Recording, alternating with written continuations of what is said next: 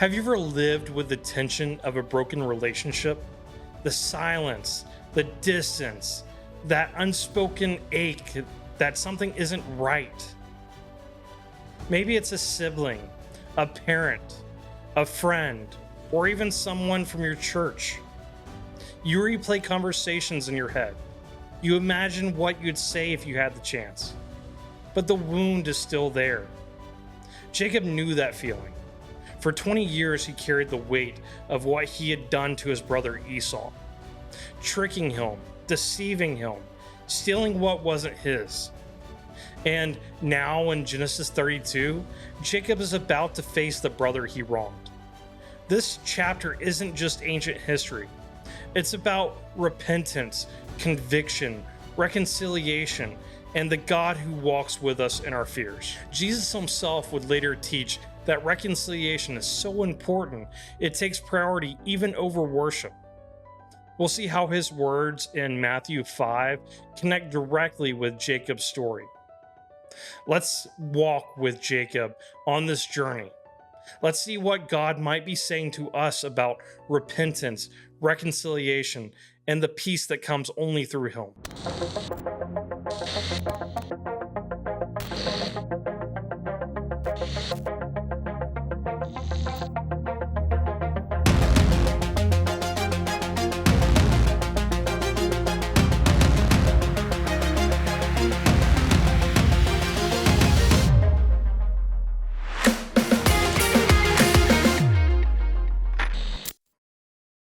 This chapter begins with Jacob leaving Laban and traveling back to the land of his fathers.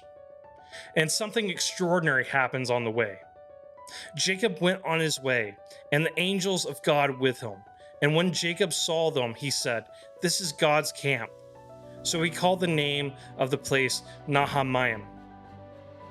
Right at the beginning, God reminds Jacob, "You are not walking into this alone." The angels appear as a visual reassurance that God's presence and protection go with him. John Calvin wrote, "When God designs to aid us, though we may be surrounded by innumerable dangers, he sends forth his angels to deliver us." Maybe you need that reminder right now. Maybe you feel like you're walking into uncertainty, into a situation that scares you. But God's people are never alone. Jacob knows that facing Esau won't be easy. So he sends messengers ahead with a message of humility. And Jacob sent messengers before him to Esau, his brother, in the land of Seir, the country of Edom, instructing them, "Thus you shall say to my lord Esau, thus says your servant Jacob, I have sojourned with Laban and stayed until now. I have oxen, donkeys, flocks, male servants, and female servants. I have sent to tell my lord in order that I may find favor in your sight." Jacob isn't swaggering with pride. He calls Esau my lord. He calls himself your servant. This is language of repentance, humble, contrite, willing to bow. But the messengers return with chilling news. And the messengers returned to Jacob saying, "We came to your brother Esau, and he is coming to meet you, and there are 400 men with him." 400 men? This isn't a family reunion. This feels like an army. No wonder Jacob was terrified. Then Jacob was greatly afraid and distressed. He divided the people who were with him and the flocks and herds and camels into two camps, thinking, if Esau comes to the one camp and attacks it, then the camp that is left will escape. Jacob's fear is real, and maybe that's relatable. Sometimes the consequences of our past sins feel like they're marching towards us with overwhelming force. Charles Spurgeon once said, "Fear is born of Satan. If we would only take the trouble to think a moment, we should see that everything Satan says is founded upon a falsehood." Jacob's fear is real, but God's promises are greater. In his fear, Jacob does the best thing he could possibly do. He prays. And Jacob said, "O God of my father Abraham, and God of my father Isaac, O Lord, who said to me, return to your country and to your kindred, that I may do you good. I am not worthy of the least of all the deeds of steadfast love and all the faithfulness that you have shown to your servant. For with only my staff I crossed the Jordan, and now I have become two camps. Please deliver me from the hand of my brother, from the hand of Esau, for I fear him, that he may come and attack me, the mothers with the children. But you said, I will surely do you good and make your offspring as the sand of the sea, which cannot be numbered for the multitude."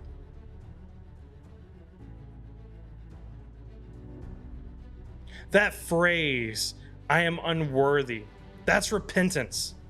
Jacob remembers God's faithfulness. He confesses his unworthiness and pleads for deliverance. Tim Keller once wrote, "It is only when you see the magnitude of your debt that you can understand the magnitude of Christ's sacrifice." Jacob is finally learning humility, not relying on his own schemes, but on God's mercy. After praying, Jacob doesn't just sit back, he acts. He prepares a costly gift for Esau. So he stayed there that night, and from what he had, he took a present for his brother Esau: 200 female goats and 20 male goats, 200 ewes and 20 rams, 30 milking camels and their calves, 40 cows and 10 bulls, 20 female donkeys and 10 male donkeys. These he handed over to his servants, every drove by itself, and said to his servants, "Pass on ahead of me and put a space between drove and drove." For he thought, "I may appease him with the present that goes ahead of me, and afterwards I shall see his face. Perhaps he will accept me." So the present passed ahead of him, and he himself stayed that night in the camp. This isn't bribery, it's restitution. Jacob had stolen from his brother, and now he seeks to repay abundantly. C.S. Lewis once said, "Repentance is not something God demands of you before he will take you back. It is simply a description of what going back to him is like." Jacob's gifts are the physical expression of his repentance. Centuries later, Jesus echoes Jacob's heart with a command of his own.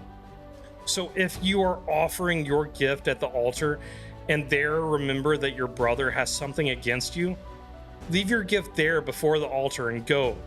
First be reconciled with your brother, then come and offer your gift. Come to terms quickly with your accuser while you are going with him to court, lest your accuser hand you over to the judge, and the judge to the guard, and you be put in prison. Truly, I say to you, you will never get out until you have paid the last penny. Jesus says reconciliation comes before worship. You can't be right with God while refusing to be reconciled with your brother or sister. Spurgeon put it bluntly, "If you will not be reconciled to your brother, you will not be reconciled to God." Tim Keller adds, "The gospel is this: we are more sinful and flawed in ourselves than we ever dared believe. Yet at the same time, we are more loved and accepted in Jesus Christ than we ever dared hope." So what do we learn from Jacob's story? Repentance is essential. We cannot downplay sin. We have to confess it openly. Restitution is practical.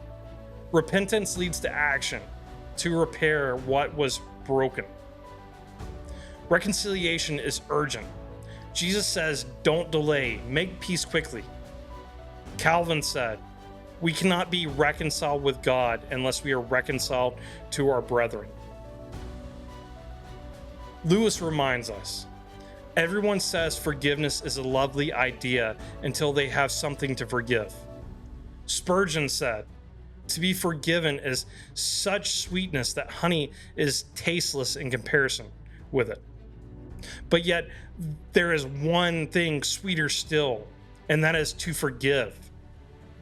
The gospel points us to Jesus, the greater Jacob, who faced the full weight of wrath and brought reconciliation between God and man. So, what about you? Who's your Esau? Who is the person you've avoided? The relationship left unreconciled? Don't wait 20 years. Don't wait for the wound to fade on its own. Pray like Jacob prayed. Confess your unworthiness. Remember God's promises. Ask for help. Act like Jacob acted. Take steps toward restitution, even if it's costly. Obey like Jesus commanded.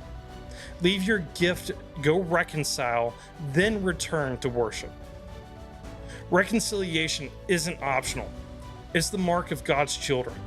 And when you take that step, you may find what Jacob found. That reconciliation with your brother opens the way to a deeper reconciliation with God. If this lesson has encouraged you, I invite you to dig deeper with us. Watch the next suggested video that's appearing on your screen. It will continue to strengthen your walk with Christ and help you grow in the Word. Don't miss it. May God keep you and bless you.